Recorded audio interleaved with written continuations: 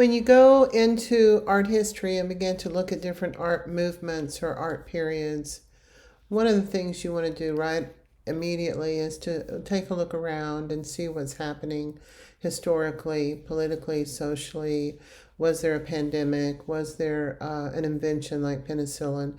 What kind of things were going on that would influence the artist to do the kind of work that they're doing?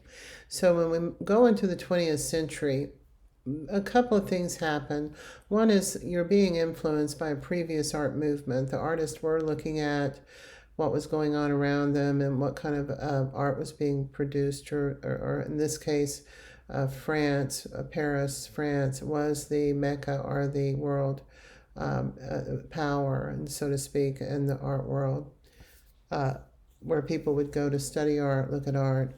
There was an artist named Paul Cézanne, and he was called the grandfather of abstraction. He was the beginning of abstraction. And you start to look at all these ingredients that kind of come together that create these different movements. And so the first movement, the first movement in the 20th century was called Cubism. And it was an analytical movement, very abstract. And when you look at this, it's two paintings by Picasso, and he was heavily influenced by Cézanne. But also, you have to take a look at what was going on in the 20th century that would influence the artists in such a way to produce the kind of work that they're producing. And the work is pretty dry and flattened out. In other words, you see the work from different angles. You see all the angles at once, the side and the top and the bottom and the other side of a box, for example. So, but the big thing to remember is a thing called the Industrial Revolution. And when you look at what happens during the Industrial Revolution, it begins to make sense when you look at this painting, where it came from and why this was produced during this time period. What was going on in the Industrial Revolution, what was happening. As a result of the Industrial Revolution, there was a movement that popped up called Dada, D-A-D-A. And this is a actual urinal that's been manufactured as a result of the Industrial Revolution, that objects were being created for consumption, and there wasn't one, but there were many. So artists began to look around, and they called them ready-mades. They were why go through the labor of creating a urinal from scratch, so and instead just go out and purchase one or pick one up off the street and bring it in and put it on a pedestal in a museum and call it art. Now, if you look at the urinal just laying on the side of the street or in the store, it's not considered art, right? It's considered a urinal. But when you take it out of context and place it into a museum and put it on a pedestal, it becomes something totally different. Notice the signature, 1917. This is and again, if you're interested in the Dada movement, they were pretty rebellious. They wanted to shake up people, their mindsets. It was because of the wars. There were a lot of things going on around the Dada movement. It became an anti-art movement, but at the end had a tremendous influence on the 20th century and the kind of art that was made.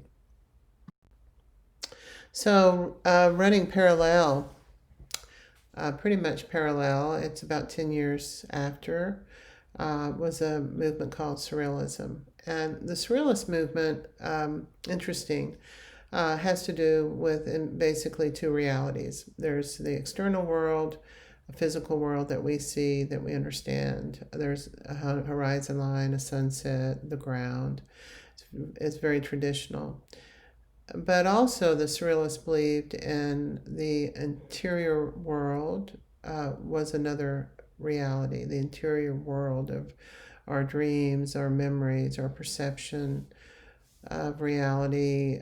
It became two realities that came together. So This is another big influence. And when you look around what was going on, and surprisingly, but not surprisingly because of the times, was a guy named Sigmund Freud. And he became accessible to the masses, and the Surrealists would believe and study and understand that there were two realities. There was the interior world of dreams and the subconscious, and there was also the external reality. And together, when you pull those two together, this is what Salvador Dali came up with. It's almost like illustration. I think of it just almost like an illustration in terms of what the Surrealists were doing in understanding Freud and the significance and the importance of viewing. It was no longer man was as good as his word, but it became man is as good as his of what he has accomplished, what he does, not what he says. So here we go, big jump, big leap from the Surrealist. But Surrealism, now remember, was taking place in Europe. And this particular painting by Jackson Pollock was happening in the 40s, just right after World War II. And it's a time period of transition for the art world. And Paris was no longer the art center of the world, but it became New York City, New York.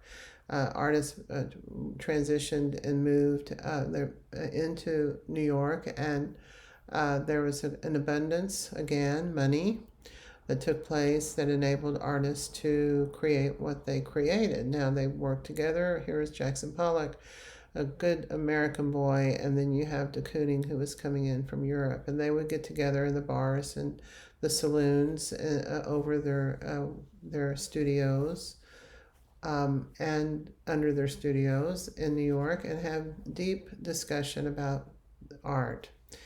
There was a movement that took place, and it was called the Abstract Expressionist movement.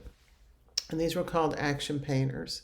And the action painters were involved in the process of making the work, not so much the image. So, in essence, the subject matter became the paint itself. Now, that's pretty heady to get into. I encourage you to watch the movie Pollock. You can, I think, probably get it on Netflix, but it gives you sort of an inside look at the artist and what they were trying to accomplish during this time period. There's interesting information too about the projects. I can't think of the word right now, but it was the government funded WPA. There we go, WPA. It was putting America back to work after the Great Recession. So there's some interesting information about that too. Now we'll stop here. We're going to make another big jump. And we go to pop art. And pop art follows abstract expressionism, and they're almost extreme opposite, excuse me, in their appearance. So Andy Warhol, and he's like really famous. You probably have heard of him. It's another turn in history where people began to work with the media as their subject matter. So what was being produced in advertisements and designs on billboards and magazines, manufacturing, repetition over and over again as a result of manufacturing became the subject that was being investigated by artists and produced and very reflective and very relevant of the times. After pop art, there's something that happens, and I think it has to do with communication and things, the availability worldwide of seeing what was going on simultaneously. Because of the television industry, you could see what was going on in the Vietnam War as you sat in your living room watching it on TV. So there was a multiplicity that took place, and things were happening all at the same time. And so I'm going to show you three movements that are still important, that are still going on, but popped up just one after another as important periods in history, in art history. And this one is minimalism, and this was a reduction. If you think of the word minimal, it was a subtraction process for the artist. And so people get upset when they go in and look at these works of art in museums. I know my students do. They don't understand them. They say things like, I could do this.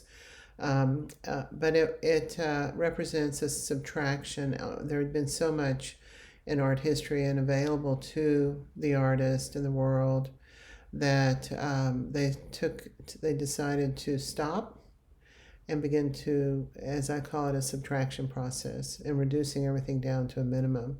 So in essence, you could have a reaction, a psychological chemical reaction, by just looking at a square with no subject really to speak of. The feminist movement pops up, also a conceptual art movement where why create the painting and spend that time on the painting? Why not just put the words up, the idea? So you have two art movements that kind of are combined here. This is an artist named Barbara Kruger, and feminism and conceptual art come together in this. Feminism is a result of it's a 70s movement, and it was a result basically of civil rights movement in the 60s, where there was a social revolution in America, and female artists benefited from that, and that they were recognized and became important in the art world. And so this is the kind of work you'll see in Barbara Kruger's work, that this is what you will find on billboards. It's not necessarily in a museum, but you might be going down the street and there's a billboard up and this is what it would say. So you might want to take a look at her. She's an interesting one to study for your assignment, your paper. And I'll go to the next one, the last one, but not in any stretch the only one. There's a future after this last one. So in addition to Barbara Kruger, feminism, conceptual art, there was also a movement, and it was called Earthworks. And artists became frustrated, people became frustrated with the elitism that took place in the museums. And people were not going into the museum, masses weren't. Artists decided to go out into the earth and to use the earth as part of their medium. In combination and create events and performances, so to speak, works that were not permanent. And this is a piece by Christo, who just recently passed away, by the way. But this is called, I think it's the curtain. It's called the curtain. And literally, it's a curtain of silk material that was created. It took months and millions of dollars to put this thing up. It engaged the community, it engaged visitors, people passing by.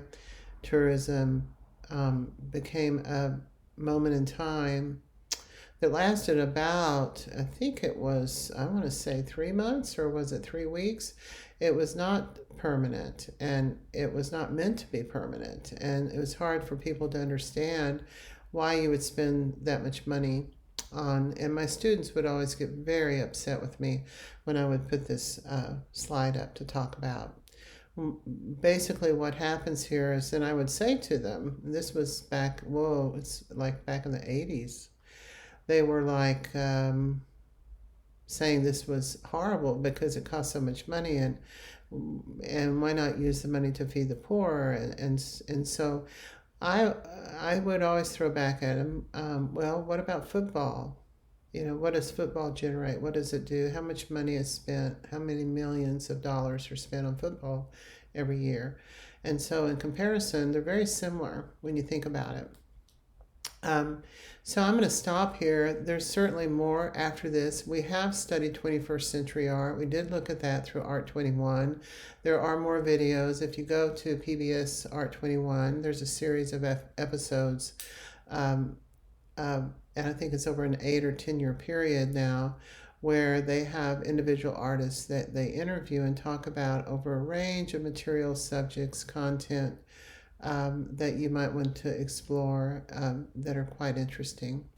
So, with that, we're going to stop, and good luck on your papers, and get with me and we'll talk more about what you need to do. If you have any questions, I will have some written information available for you about what to look for when you're studying art history.